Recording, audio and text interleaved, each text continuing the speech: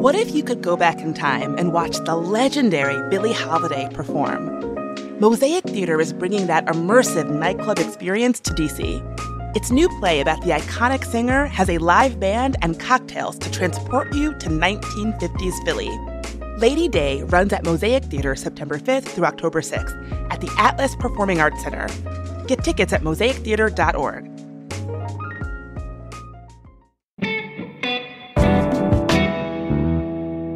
Today on CityCast DC, I'm here with City Paper's Alex Coma and Washingtonian's Jessica Sidman, and we are talking about the future of abortion rights in DC, the election chaos in Ward 8 since Councilmember Trayon White was indicted, and just what viral TikToker Keith Lee said about our city's food scene that has made everyone so mad.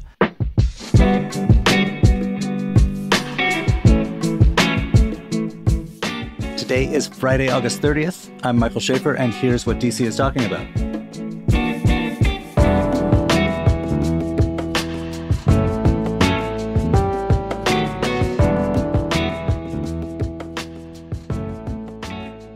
Hey, Jess. Hi, how are you? I'm doing good. Hey, Alex. Hello. Great to be here. It's good to see you guys. So I want to kick off with a column that I wrote that's supposed to go up today about abortion rights in D.C.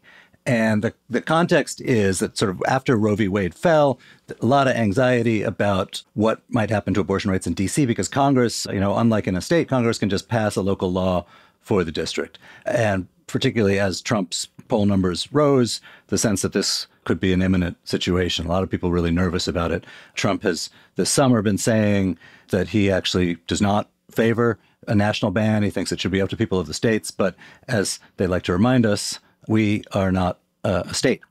So I called the Trump campaign, and their statement was quite amazing to me, which was something along the lines of, President Trump has made clear that he believes it should be up to the voters of the states and the District of Columbia, which is just to say they're now so recalibrating their abortion posturing that it seemed that they were embracing something that a lot of Republicans on the Hill seem to hate more than they hate abortion, which is home rule for D.C. I found that kind of an amazing thing. But obviously, a lot of the advocates I talked to on the local level don't really believe them. But I don't know. What about you guys? Do you?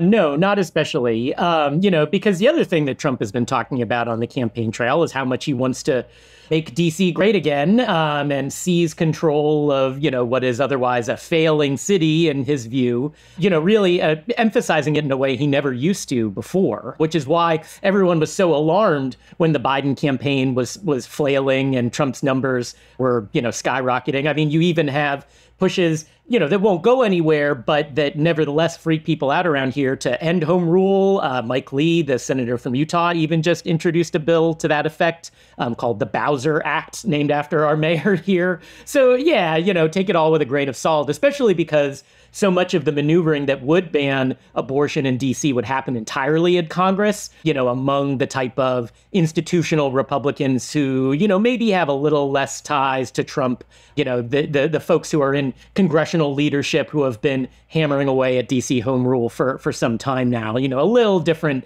than the Trump campaign and Trump himself. So, believe it when I see it, but I think it goes without saying that everyone here in D.C. is very much hoping that a Kamala Harris administration instead presents other opportunities for D.C. How do you feel about that, Sidman?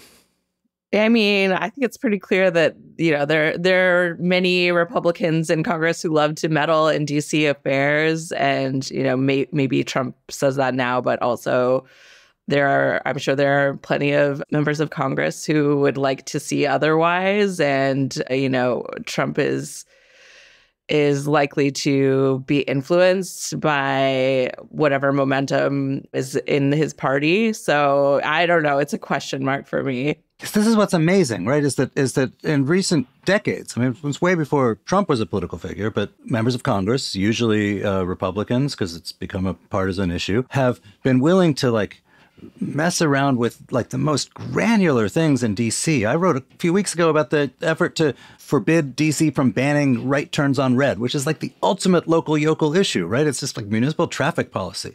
And there's been stuff about needle exchange and stuff about legal cannabis. And I mean, all these sort of city council or state legislative issues that various members have been only too happy to mess around with. And now suddenly the opinions of the local voters are sacrosanct when it comes to like this like biggest issue in our politics.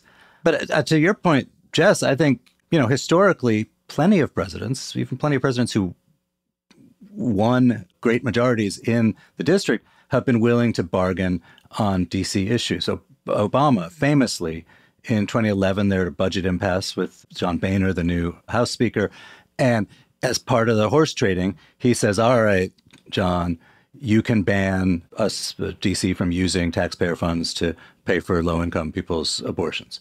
And it was, legally speaking, it was his to give. Yeah, I mean, DC is like an easy W for Republicans, right? Because they can, meddle with DC law easier than passing a full bill through Congress. You just slip something into a budget bill, a rider that says DC may not spend, money on X, and there you go, you've done it. So, I mean, you can definitely imagine a world in which, say there's a divided Congress or a Democratic president and a Republican Congress, and Republicans are frustrated from enacting their, anti-abortion agenda, nationally. But hey, look, DC's sitting there. It's kind of a freebie, right? That's an easy one to rack up. So, while I appreciate the Trump campaign's respect for home rule, which I'm sure is deep and abiding, I am skeptical that it will play out that way.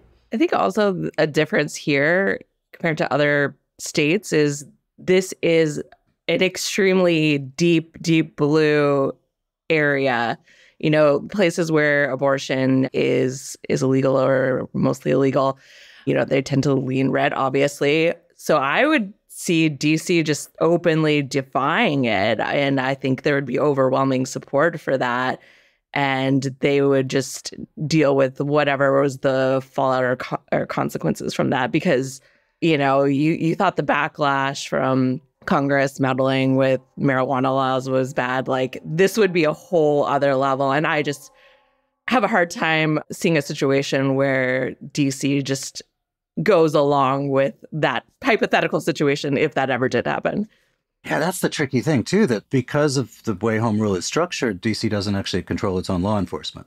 So the sort of massive resistance wouldn't necessarily include the prosecutors. So it's just, that's the sort of weirdness of DC's legal status combined with like the toxicity of this issue is a thing that could, in theory, create a lot of problems. And I didn't get the sense that a lot of people, on the city level had done a lot of thinking about, what exactly will we do to resist and so on. There's not a whole lot of question that like federal government has the legal right to do what it wants.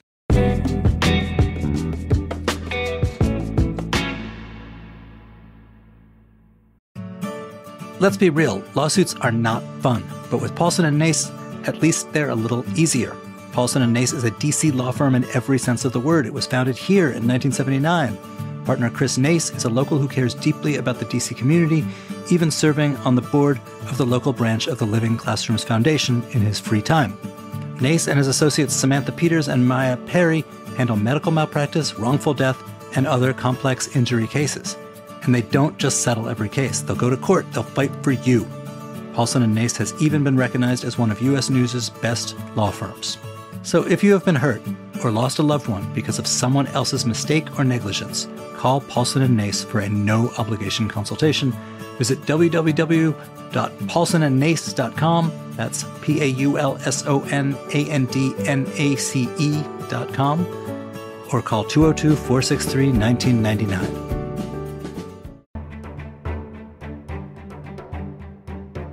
It's that time of year again. The Maryland Renaissance Festival is here, and if you've never been, you don't know what you're missing. I go every year because when else can you dress up like a hot medieval knight and double fist turkey legs? There's so much to see and do, it's like a 16th century theme park with shops and pubs, music and performances, all just an hour from DC. My personal favorite is the live jousting, which can get alarmingly competitive and realistic. The festival opens August 24th and runs Saturdays, Sundays, and Labor Day Monday through October 20th. Tickets are online only at MarylandRenaissanceFestival.com, and they're cheaper through September 8th, so get yours now, and I'll see you there.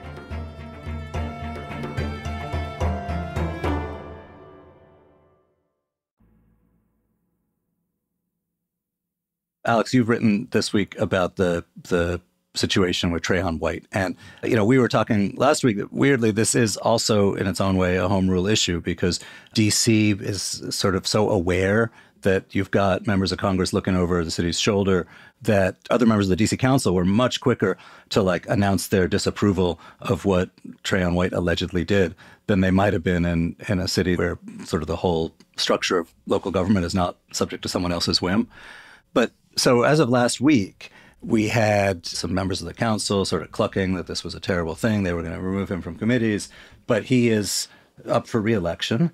And there was not a lot of sense then about what would happen to that re-election bid.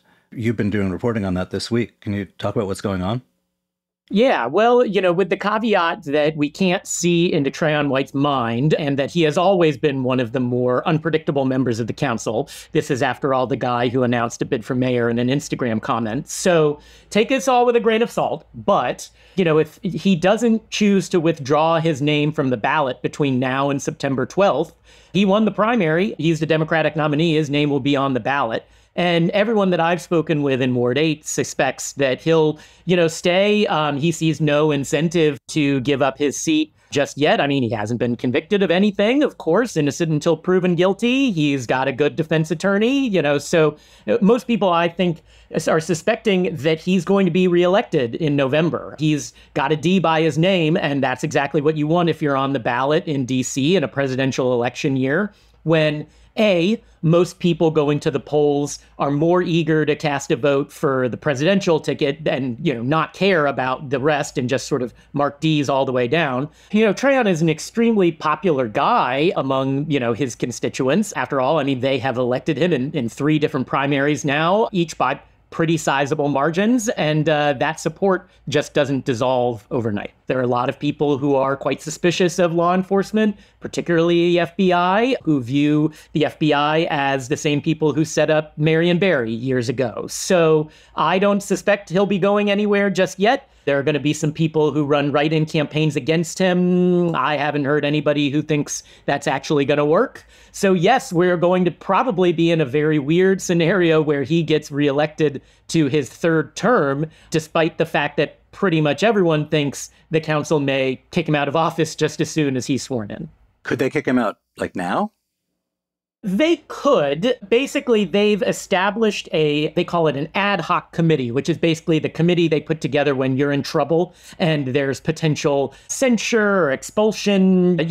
Jack Evans had a similar committee to investigate him 4 years ago. So, they basically haven't even started the work of that committee. The council's on its summer recess and won't come back for another 2 weeks yet. And they have not, acted to speed things up. Because I think they understand that if they did kick him out now, then that would make things a lot more complicated in the very likely scenario that he's reelected in November. So we just it seems likely we're going to have this scenario where for a few months, he's just sort of in limbo. Kind of unable to do anything. He's already canceling community events and barely appearing in public because, he's facing very serious charges.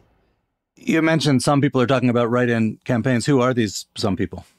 Yeah, so Marcus Batchelor has already announced he briefly ran for the Ward 8 seat in the primary before dropping out. Former State Board of Education member and at-large council candidate.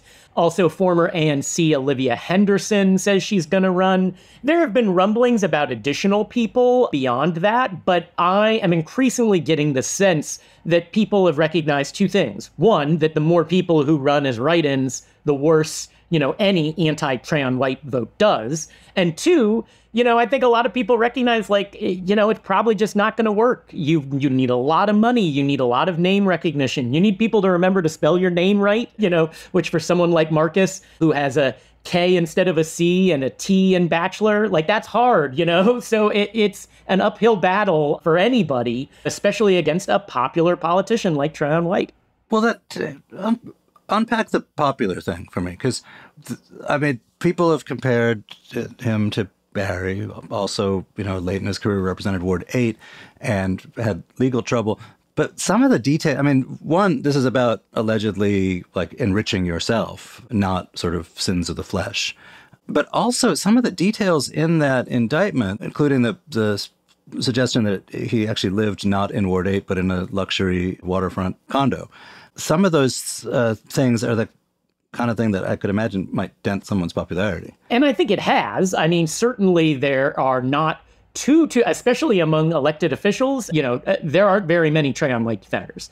The key is among the people for whom, there have been rumors swirling about Trayon's, shall we say, more expensive tastes for many years. There were even rumors 2 years ago that the FBI, were looking into him for various things. You saw him denying it in an Instagram post that looks very prescient now, so this stuff has sort of been priced in to some extent with the Trayon White experience. He is just so good at showing up in the community, being on the scene of every shooting, attending every funeral, that I think a lot of this stuff for people like you read the Facebook comments, from his defenders, and they say, well, I'm sure he was using that money to help the community, right? Like there's no evidence of that in the indictment, but that is the sort of reputation that he's earned. And so people see him driving a Tesla around and they think, well, he's earned it because he's done such a good job as council member.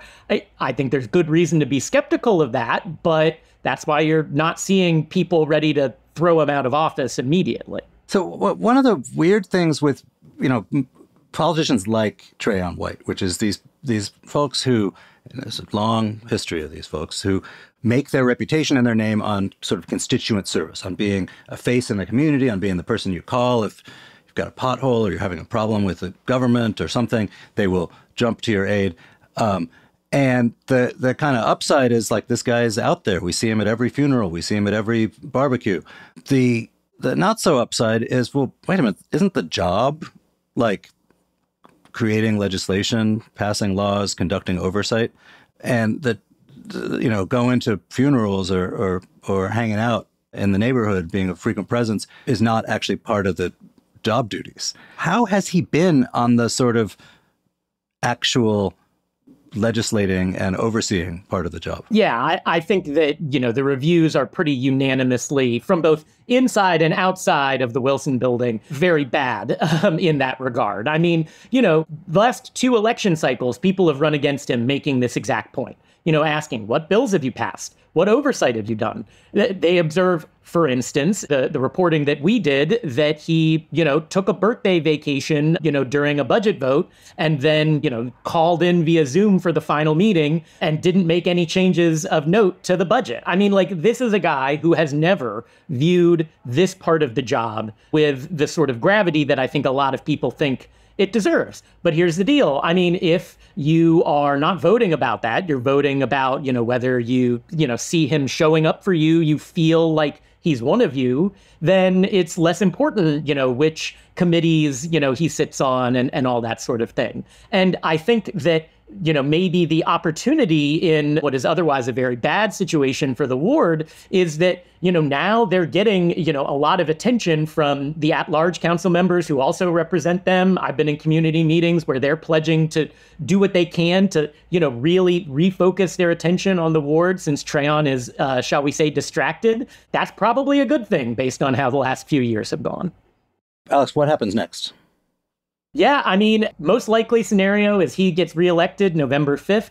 And then, the council has basically said by December 16th, their committee is going to deliver a report, which will make recommendations. He could just be reprimanded and, removed from all of his committees. He could be fully expelled. They could recommend to fully expel him from the council. And then he'll have about a month to sort of organize a defense. Once that happens, he can present witnesses and make a case for himself if he so chooses. And then the council will vote on what to do. I think the most likely scenario is that they expel him. It takes a 5-6 vote of the council to do it, but I just don't see who would really be in a position to defend him because he hasn't taken the job very seriously. He doesn't have a ton of friends, on the council in this regard. So I would not be surprised that you see him expelled in, call it January, early February, and a special election the following summer. And I guess he's got no incentive to step down himself, because that is often, for indicted politicians, one of the things you give to the prosecutors as part of your deal. Precisely. I think a lot of people are expecting that because, look, we don't know all of the information the prosecutors have, but you read the indictment, he's on tape. It feels pretty open and shut. it would not surprise me at all either to see him take a plea deal where, as you say, the U.S. attorney says, listen, we'll, reduce potential jail time if you agree to resign your office. They've done that in many public corruption cases around the country, and it would be very reasonable to see that here.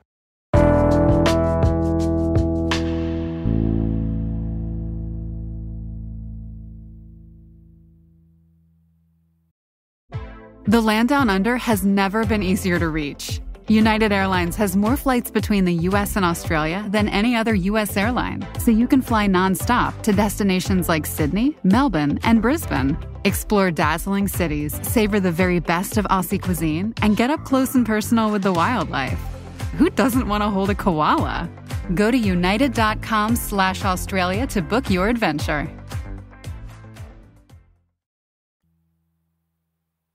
All right, Jessica Sidman, you write about food in Washington. You have for a very long time. Yes. Who is Keith Lee, and why is everyone mad at him?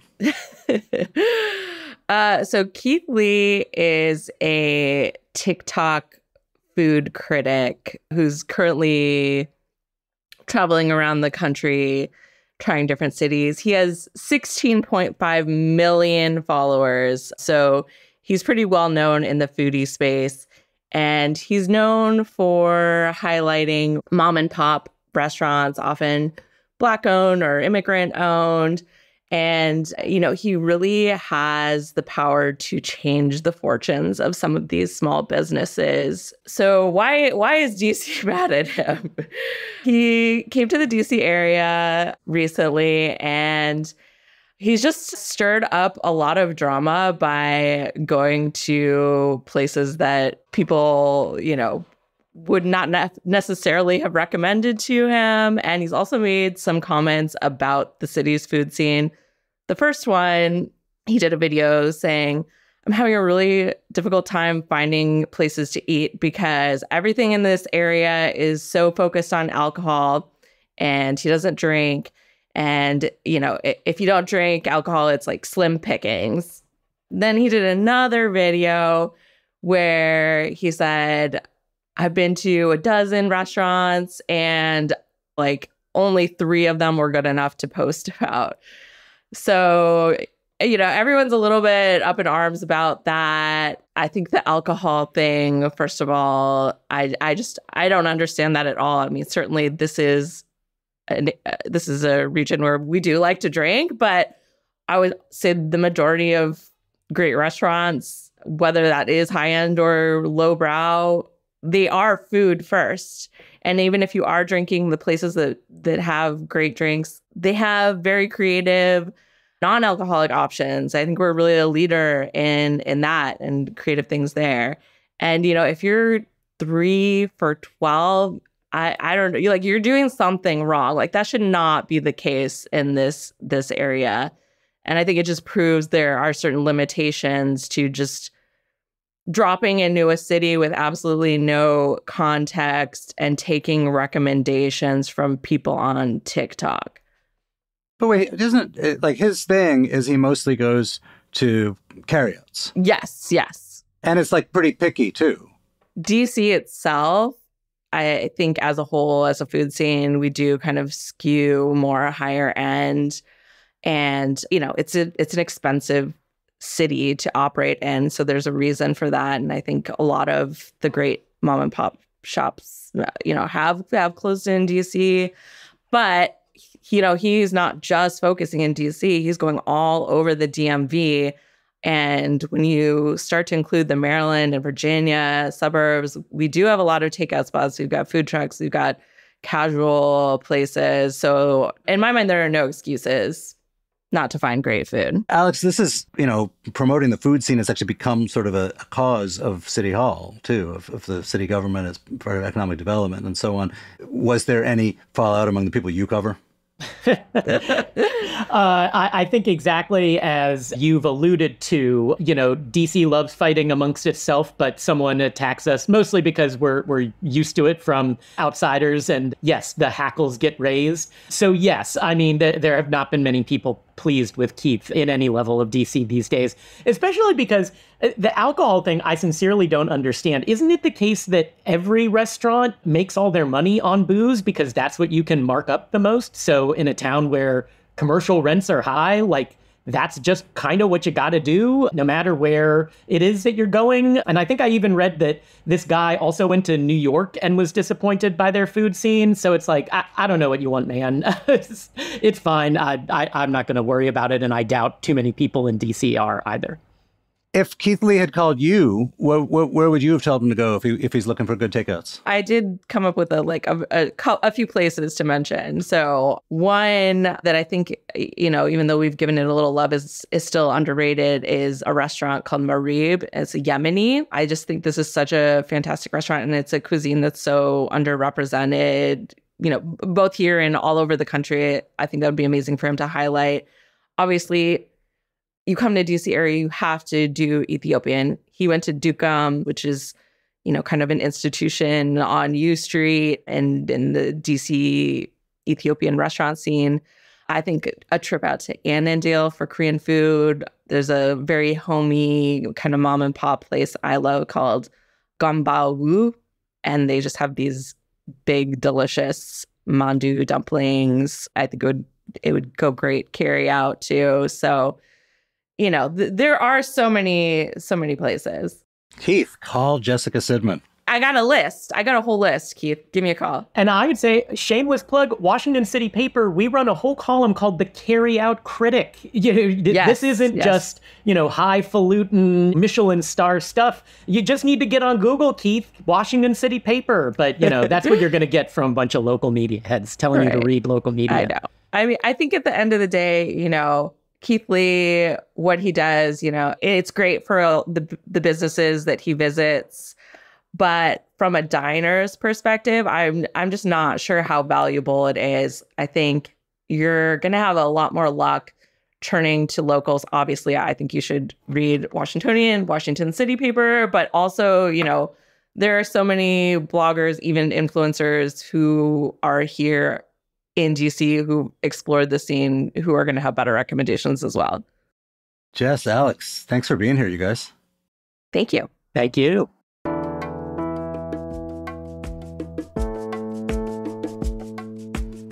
And that is all for today here on CityCast DC. Our senior executive producer is Priyanka Tilve. Our senior producer is Julia Caron. Our assistant producer is Ash Durbin. And Kayla Cote-Semmerman writes our fabulous newsletter, Hey DC. Producers Selena C.A. Reynolds and newsletter editor Natalia Aldana worked with us this week. And our hosts are Bridget Todd and me, Michael Schaefer from Politico. Music is by Alex Roldan. If you enjoyed the show, why not talk about it with whoever's next to you in line at your local carryout? We are off on Monday for Labor Day, but we will be back Tuesday with more news from around the city. Bye.